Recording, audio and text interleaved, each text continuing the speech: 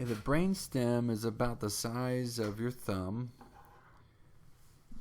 about 3 inches long.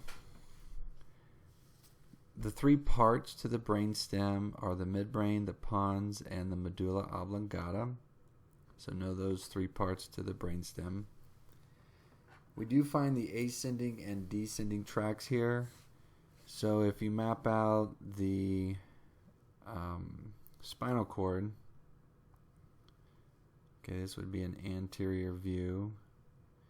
And then we'll say this is the brainstem. Okay, and then we have the hemisphere, the cerebrum area. We do have fibers that go up through the brainstem to the thalamus and then to the cortex.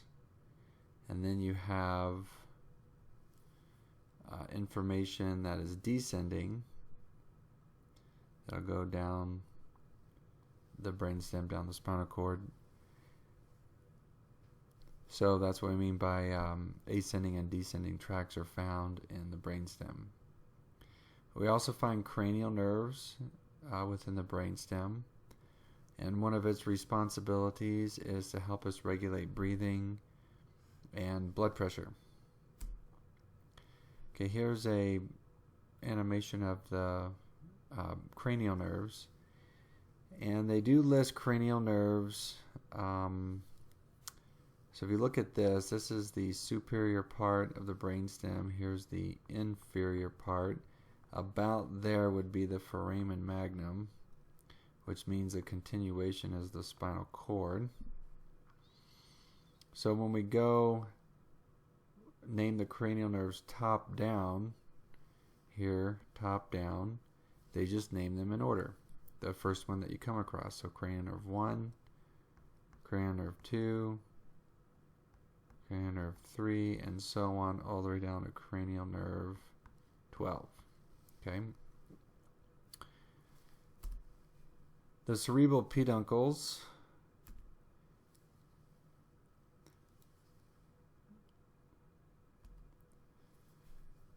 their job is to convey ascending and descending impulses, and we have 4 rounded protrusions within the cerebral peduncles. The corpora quadrigemina, so there's your quad or 4, and they are responsible for vision and hearing.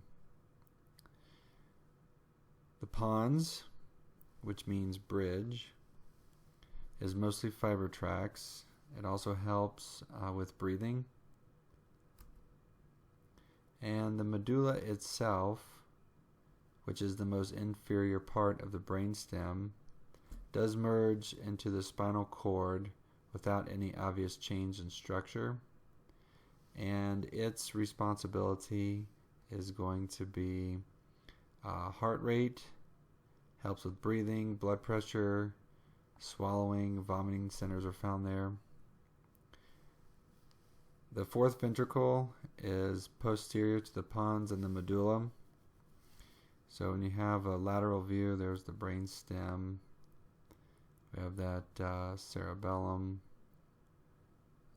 part there, and then the brainstem goes up.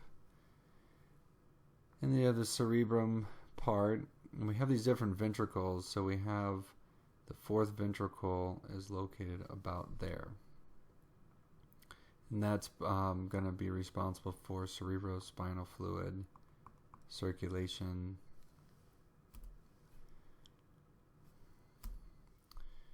Okay, the reticular formation, which is this radiation, the reticular formation comes up, and you can see how it spreads throughout the brain.